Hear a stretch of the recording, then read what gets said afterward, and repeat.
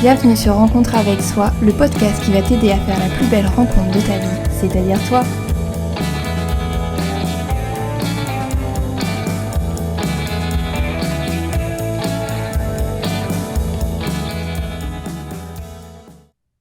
Bonjour à toutes et peut-être à tous, j'espère que vous allez bien.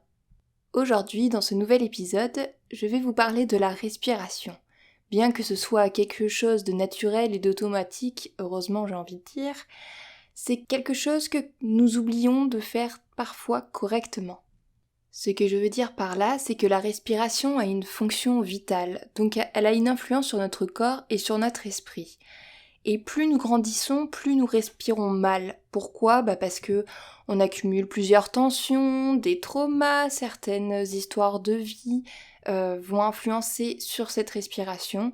Et plus on avance, moins on respire bien, et donc moins notre corps et moins notre esprit est comme il faut et se sent bien. Et pour voir ce qu'est avoir une respiration bien, vous pouvez observer, alors bien entendu pas d'une manière creepy et dans un contexte assez sécuritaire, on va dire, observez un enfant, vous allez voir que l'enfant, lui, il a un ventre assez rond, assez gros, qu'on peut voir justement parce qu'il est totalement relâché. Et un enfant a une respiration abdominale. Il n'a pas eu de stress comme nous, on a pu avoir maintenant en tant qu'adulte. Et c'est donc assez important et assez sympa d'observer justement cette respiration abdominale chez l'enfant parce que ça se voit qu'il n'a pas de tension, ça se voit qu'il respire vraiment avec une amplitude assez grande, c'est assez limite presque reposant en fait. Et cette belle respiration, nous la perdons petit à petit. Alors à différents âges, il y a des enfants malheureusement qui vont avoir des tensions ou des traumas assez vite et donc vont perdre cette respiration-là parce que justement les tensions vont se mettre au niveau de l'abdomen, au niveau du diaphragme et donc ça va être contracté et donc l'enfant va perdre cette respiration abdominale. C'est pour ça que ça serait super que des exercices de respiration et de relaxation soient mis en place dans les écoles, dans les maternelles, un peu partout en fait. Et en plus de ça, ça pourrait justement permettre aux enfants de déjà commencer à leur inculquer le fait de prendre soin de soi, que c'est important. Donc revenons à nous, adultes ayant eu des tensions, du stress et que notre diaphragme, notre ventre, notre cage thoracique est bien serré et nous permet pas de respirer comme il faut. Si vous êtes dans ce cas-là, je vous invite donc à effectuer quotidiennement des exercices de respiration abdominale. C'est important et vous verrez vraiment qu'il y a une différence. Ça n'est plus à prouver, la respiration en conscience est importante. C'est pour ça qu'elle est à effectuer quotidiennement. Nous pouvons le remarquer par exemple dans la cohérence cardiaque, en sophrologie bien entendu, j'allais pas l'oublier, mais aussi rien qu'en activité sportive ou par exemple en relaxation, en hypnose. Toutes ces thérapies ou toutes ces activités-là nous ramènent toujours au même exercice, la gestion et réussir à respirer comme il faut pour se détendre. Le fait de se concentrer sur sa respiration plusieurs fois par jour permet de diminuer la tension musculaire, de diminuer la tension artérielle et donc de diminuer le rythme cardiaque et le rythme pulmonaire. Ça permet aussi de réoxygéner notre sang, donc nos cellules, donc on reprend de l'énergie également, et donc ça a une influence aussi sur la gestion du stress, de nos émotions et de tout ce qui pourrait avoir une influence sur notre journée par exemple. Et vu que vous faites diminuer tout ça au niveau du corps, de la biologie, vous augmentez par exemple la production d'hormones de bien-être, vous augmentez tout simplement votre bien-être général, votre positive attitude on va dire. Toutes ces choses-là, en fait, ont une influence sur votre corps et après sur votre façon de penser, sur votre façon d'être, sur votre esprit. Par exemple, en sophrologie, il y a plusieurs exercices de respiration, c'est un peu la base de la sophrologie, et donc on a plusieurs objectifs, comme la concentration, la diminution du stress, l'accueil justement des émotions, si ça vous rappelle quelque chose, peut-être dans un de mes derniers épisodes de podcast, vous pouvez aller l'écouter si vous ne l'avez pas fait. Et les autres objectifs, ça peut être aussi l'évacuation justement des tensions, du négatif qu'on a pu accumuler ces derniers jours, ces dernières semaines, ces derniers mois, voire certaines de ces dernières années.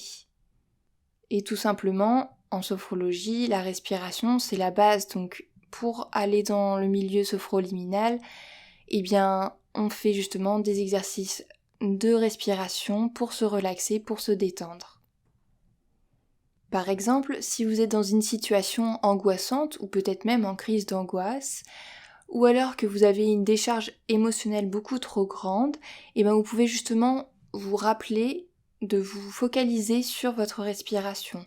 Alors si vous pouvez, vous le faites en amont, vous entraînez en amont justement pour ne pas avoir trop à penser au moment de la crise, mais le mieux, la respiration la plus adéquate lors de ce genre de situation, c'est la respiration dite bougie. C'est une respiration où on inspire doucement par le nez, mais surtout on expire plus longtemps par la bouche. Par exemple, on inspire doucement par le nez pendant 3 secondes. Ça donnerait ça. 1, 2, 3. On inspire. Et après on expire pendant 6 secondes. 1, 2, 3, 4, 5, 6. Le but étant que l'expiration soit plus longue et plus douce que l'inspiration. Ça permet vraiment tout de suite de montrer au corps qu'il faut qu'il se calme et qu'il diminue justement tout ce qui est rythme cardiaque, la tension artérielle et le rythme pulmonaire. On appelle ça la respiration bougie parce que vous pouvez vous entraîner à le faire. Vous mettez une flamme, une bougie devant vous à peu près une vingtaine de centimètres de votre bouche et vous allez souffler tout doucement sur la flamme et le but c'est que la flamme vacille mais ne s'éteigne pas. Et le but aussi c'est de le faire le plus longtemps possible. Vous pouvez, par exemple avec un enfant, si vous voulez le faire avec un enfant, parce que ça peut aider bien entendu au retour au calme avec un enfant, le faire avec une paille pour qu'il puisse vraiment diriger aussi son souffle, son expiration vers la flamme. Un autre exercice assez facile à faire vraiment quotidiennement, vous pouvez le faire n'importe où, n'importe quand. Si vous faites partie des professionnels qui n'ayant pas de pause spécialement pour vous, n'ayant pas accès à un endroit calme ou quoi, moi ce que je faisais quand j'avais besoin de le faire, c'est que je le faisais quand j'allais aux toilettes tout simplement. Il n'y a personne qui va vous dire t'es resté 15 minutes, 20 minutes dans les toilettes, qu'est-ce qui se passe quoi. C'est votre problème et c'est pas le problème des autres. Donc cet exercice, c'est la respiration abdominale et au niveau aussi de la cage thoracique. Le but c'est de mettre une main sur son ventre, une main sur la cage thoracique et lorsque vous inspirez doucement par le nez, le ventre se gonfle et la cage thoracique s'ouvre et se soulève. Et lorsque vous expirez, la cage thoracique revient à son point de départ et le ventre rentre vers l'intérieur. Le but c'est de faire cette respiration plusieurs fois, 5 fois d'affilée, faire une petite pause, puis la refaire 5 fois d'affilée. On peut le faire par exemple 3 séries de 5 respirations, déjà pour commencer. Si vous sentez que ça tourne un peu, vous arrêtez, vous reprenez bien entendu une respiration douce et calme, naturelle, pour que ça se calme. Ça arrive, c'est parce que justement vous faites réoxygéner toutes vos cellules, tout votre corps qui lui n'a peut-être plus l'habitude justement d'être aussi bien oxygéné. Vous pouvez bien entendu combiner les 2 respirations que je viens de vous montrer, la respiration bougie et la respiration abdominale et thoracique. Et un autre exercice de respiration qui peut aider justement à la concentration, c'est la respiration carrée. Il me semble qu'elle a aussi un autre nom, mais peu importe. La respiration carrée, c'est une respiration qui permet vraiment donc de se concentrer, de se mettre focus sur notre objectif. Donc ça peut être par exemple avant un examen, avant un rendez-vous professionnel, avant quelque chose qui vous demande vraiment de la concentration assez conséquente. Donc la respiration carrée consiste à soit imaginer ou alors dessiner un carré et un côté correspond à un mouvement, on va dire ça comme ça. Je vous explique, on utilise un carré car un carré a 4 côtés égaux, donc chaque exercice a le même nombre de temps. J'espère que c'est assez clair, si c'est pas le cas, je vais de toute façon vous expliquer comment ça se passe, ça sera peut-être plus simple pour moi de vous montrer comment ça se passe. Donc on va prendre un côté d'un carré. Pour ce premier côté, on va inspirer par exemple pendant 3 secondes, on inspire. Puis pendant 3 secondes encore, on prend un autre côté. Donc cette fois-ci, on va bloquer la respiration pendant 3 secondes. Puis après, on fait un autre côté, on expire pendant 3 secondes. Puis on rebloque la respiration pendant 3 secondes. Et on continue à faire le tour du carré. Donc ça donne par exemple pendant 3 secondes, c'est comme vous le sentez, comme vous le pouvez surtout. On inspire, on bloque, on expire, on bloque. On inspire, on bloque. On expire, on bloque. Voilà, et ça justement dans le même nombre de temps.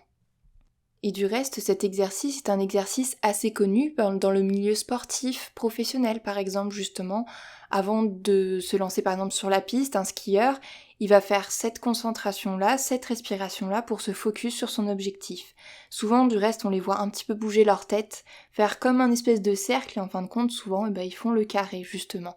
Alors, il y en a aussi certains qui se remémorent la piste à ce moment-là, qui se visualisent sur la piste. Mais voilà, ça fait partie aussi des exercices de respiration importantes pour pouvoir se concentrer sur un objectif. Alors je vous rassure, tous ces exercices que je viens de vous dire, je les ai résumés sur une fiche qui sera disponible dans la description. Voilà, j'espère que vous avez quand même appris certaines choses et que vous avez compris que la respiration est justement se décontracter son diaphragme, décontracter son abdomen, sa cage thoracique. Déjà, ça permet vraiment de pouvoir évacuer plein de choses et pouvoir se relaxer plus facilement. Par exemple, les personnes qui ont des problèmes pour s'endormir, n'hésitez pas justement à faire certains exercices de respiration avant de dormir pour pouvoir vous relaxer. Bien entendu, si vous avez besoin qu'on vous aide, etc., par exemple, demandez à un professionnel en sophrologie, en cohérence cardiaque, en EFT, peu importe ce qui vous correspond, pour vous aider aussi à avoir d'autres outils pour continuer à pouvoir mieux vous endormir ou avoir l'objectif désiré. Donc pensez vraiment à prendre au moins 3 fois par jour une pause pour respirer, pour prendre soin de vous. Comme je vous le dis souvent, prendre soin de vous, c'est ultra important. Et le fait de respirer aussi, c'est de réussir à lâcher prise, à lâcher ce dont vous en avez marre de trimballer depuis des années. Et c'est aussi se connaître, encore une fois, de continuer à se connaître, à se rencontrer. Et dernière chose, la respiration aide énormément aussi lors d'un soin. Si j'ai des amis, collègues qui m'écoutent en tant qu'infirmier, médecin, bref, peu importe, des personnes, des professionnels de la santé, n'hésitez surtout pas à faire respirer vos patients lorsque vous faites un soin. J'ai vu vraiment le bénéfice quand j'étais infirmière et que je faisais des soins douloureux pour certaines personnes. Bien entendu, il y a aussi le côté médicamenteux qui peut aider, mais faire respirer la personne, ça permet vraiment de la décontracter et surtout qu'elle se concentre sur autre chose que sur la douleur, que sur le soin. Ça vaut pour toutes les personnes, ça vaut pour les enfants, les adultes et les personnes âgées. Voilà, j'oublie sûrement d'autres bénéfices de la respiration, mais je pense que vous l'aurez compris, la respiration est importante. Pensez à respirer. Voilà, on arrive à la fin de cet épisode, j'espère qu'il vous aura plu, n'hésitez pas à me le dire si c'est le cas. Je vous invite également à partager, vous abonner, évaluer, commenter, bref, tout ça comme d'habitude, ce podcast, et puis à me rejoindre sur les réseaux sociaux. Je vous souhaite une belle et douce journée, et je vous dis à bientôt!